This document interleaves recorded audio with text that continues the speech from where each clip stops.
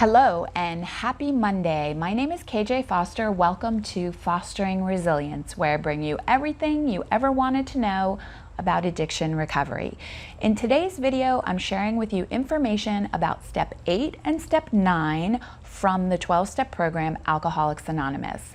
This is a part of my series that is all about 12-step recovery. So if you haven't watched it from the very beginning, I dropped a link in the description. There's also going to be a card that's going to run across the top of the screen.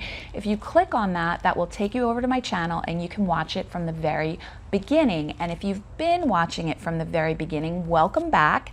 And you also may notice that I was not around last week. I did not post videos last Monday and last Thursday like I normally do. And that's because I was on a spiritual retreat last weekend and it was my birthday on Thursday. So I took a break to feed my soul. It was my birthday present to myself to go on the spiritual retreat, and it was awesome. So I'm going to be sharing with you some information that I gained from the spiritual retreat at the very end of the video. So stick around for that because it's awesome. And during this video, I'm going to share with you information about what are steps 8 and 9, how to go about doing steps 8 and 9. And I'm going to weave in a little bit of information about my own experience with step 8 and step 9. And I also want to share with you real quick one of the bits of information that was shared with me this weekend that I'm going to take with me and share with you is the sister that ran the retreat referred to the 12 steps of AA, NA, whatever, you name it, any 12-step program, as a blueprint for happy.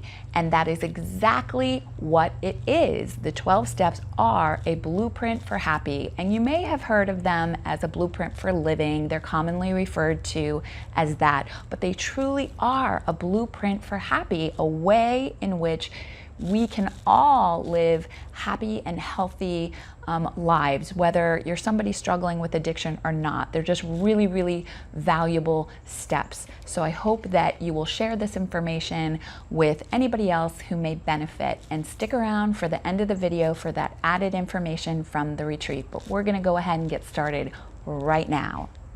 Okay, so just like steps 6 and 7 that I reviewed in my last video, I am talking about steps 8 and 9 together because they go hand in hand. So just like 6 and 7 kind of go hand in hand, 8 and 9 also go hand in hand, because step 8 is made a list of all persons we had harmed and became willing to make amends to them all. Okay, so that's step 8. And then in step 9, made those amends whenever possible, except when to do so would injure them or others. So I'm going to talk about them kind of like separately and then like kind of hand in hand as well, because step 8, the only thing that you're doing in step 8 is making the list, right? Because it says make a list of all the persons we had harmed and become willing. So it's about making the list, being willing to make the list, to sit down and write down a list of all the people that we have harmed, maybe, you know, through our addiction and otherwise, you know, just anybody that we have harmed, and then the willingness to make amends to those people. And so, like I said, really step 8 it's not really that hard, because really it's just about taking the information that we've gathered through doing the rest of the 7 steps, taking all of that information that we've gathered and then sitting down and thinking about, you know, where we may have been at fault and where we may have stepped on the toes of our fellows, so to speak. So it's really very basic. It's not difficult at all, but it's when we get to step 9 that things kind of can get a little tricky, can get a little dicey, and you have to be really careful, because step 9 is made those amends whenever possible, wherever possible, except when to do so would injure them or others. And this is where I think a lot of people don't take the time to consider that. And that's why sponsorship is very, very important, and that you don't go rogue and you don't start like going out there and making all of these amends to people before you've discussed it with your sponsor and gained some guidance. Because some common things that happen are, number one is that people will be so like enthusiastic about their recovery, and once they start to gain some clarity of thinking, then they might decide, oh, I just want to run out and I want to start apologizing to all of these people that I have harmed, and they do it before they're ready to do it. And what happens typically is, if you go and do that, if you run around and you start making amends to people before they're ready, okay, and before maybe you might be ready, then you're just setting yourself up and you're setting them up to potentially harm them again.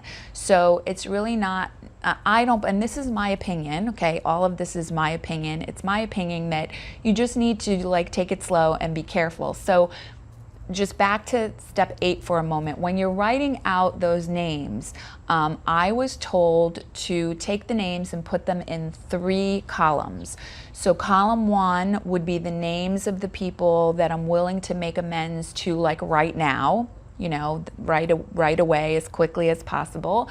Then the second list would be the names of individuals where I'm willing to make amends to those individuals, but maybe not like right now, that they need, there's a little bit more involved perhaps with those. And then the third list are the list of people that, I don't foresee myself ever being able to make amends to those people.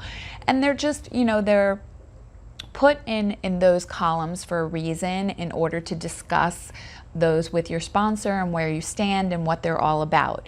Okay, so that's just another added bit of information about step 8. Now back to step 9. Okay, so step 9, you have to be really careful, because I hear about people that I'll share two sides of it. So one side is the person who's making the amends. I've heard of people running out and making amends to like old boyfriends, or opening up wounds, so to speak, or making amends that really could potentially harm the other person. So for example, like if you've been somebody who's been unfaithful and you want to like tell your spouse, or you want to run out and tell that individual, and that could potentially hurt that individual, and that may not be the best course of action, because we do not want to harm somebody else in order to like relieve our own conscience. Yeah. So you don't want to be selfish about it and like, oh, I got that off my chest, but I wound up hurting somebody else even more so in the process. So there's that one side. Then the other side that I hear often is like, I'll hear people who aren't in recovery but are familiar with the 12 steps, and they'll say things to me like, oh, well, so-and-so hasn't made their amends to me. I know that they've hurt me and they haven't made their amends.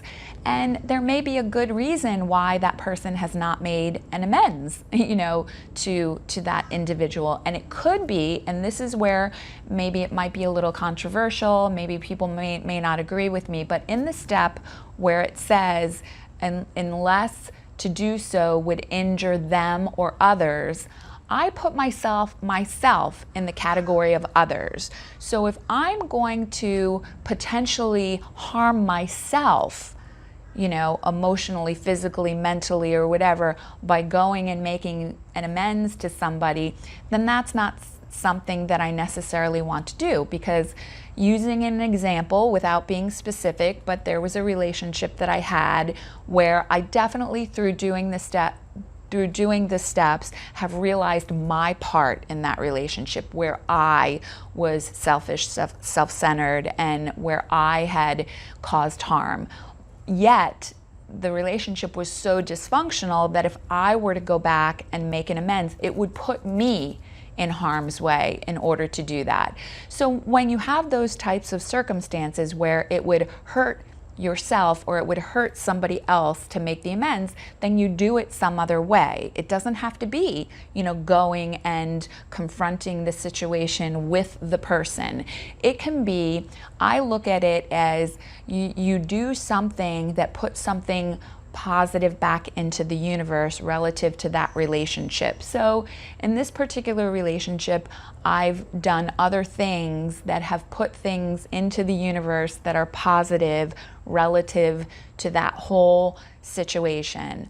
And then there are also scenarios where the person that you want to make the amends to has passed away and they're not living anymore. And so there are things that you can do that will put something positive back into the universe in terms of that relationship. There are people who have written letters, and they've brought the letters to like grave sites, or they've like wrote the letter and then they've meditated with that letter. I mean, there are all sorts of different things that you can do relative to somebody who's passed away, and that's where your sponsor comes into play. And let them guide you, because you do not want to be running out and making amends to people and harming them further by making the amends. And also, the amends doesn't necessarily mean like just saying you're sorry. Like, saying you're sorry could potentially be a part of the amends, but it's also about asking the individual what you can do to make it better, what you can do to potentially, restore the negative part of what happened in that relationship. And again, you may not get the response that you want. It may be that the person, says what they want you to do is to stay as far away from them as possible. And, that's something that we need to accept if that happens.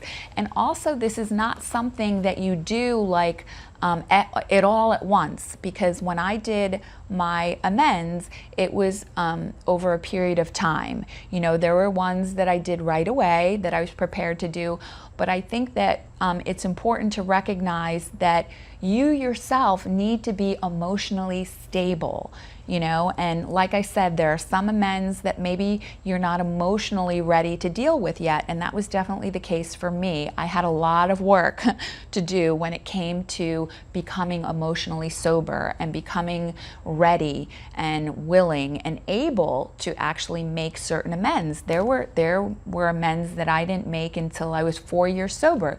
There were amends I didn't make until I was 7 years sober. There was an amends I made at 10 years sober. And part of that was because I didn't know where the person was, or I couldn't find the person. I mean, all sorts of reasons. But this is an ongoing process. So this is something that you do to clear away the wreckage of your past, to, start fresh.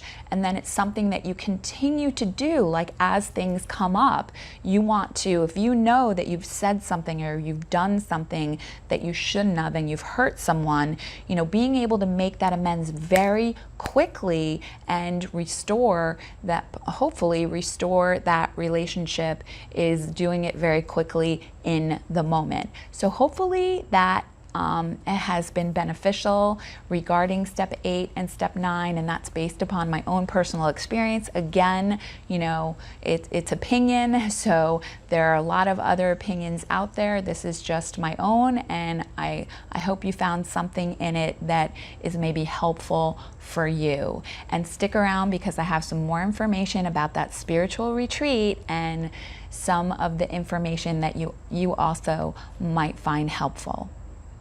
Okay, and really quick, before I get into that information from the spiritual retreat, I want to say thank you very much to my comment challenge winner, Kim S., from my last video. Thank you so much for commenting on my video and for supporting my channel. I appreciate you so much. And I also want to say a quick thank you to Kelly for these awesome earrings that she gave me for my birthday.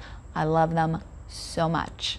Okay, so as I promised, I'm going to share with you a little bit of information from the retreat that I attended this weekend, and I'm only going to share with you a little bit because it was a full weekend, jam-packed with lots of information and great connections and experience. We had a Sister Linda, who led the retreat, and she was just fantastic.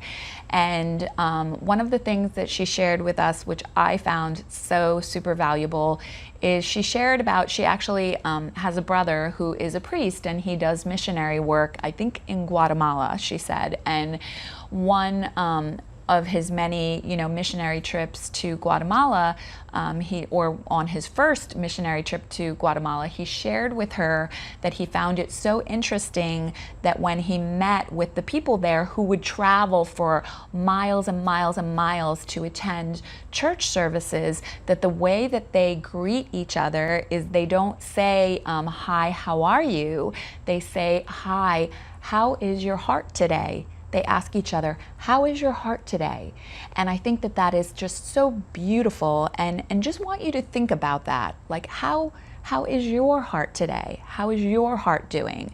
And how important it is for us to love ourselves and to forgive other people and to live with an open and free-flowing heart. And the more that we're able to forgive each other and forgive ourselves, most importantly, especially when it comes to addiction recovery, we beat ourselves up more than anybody else ever could. And just how important it is to forgive ourselves and have that open, healthy heart. So think about that. How is your heart today?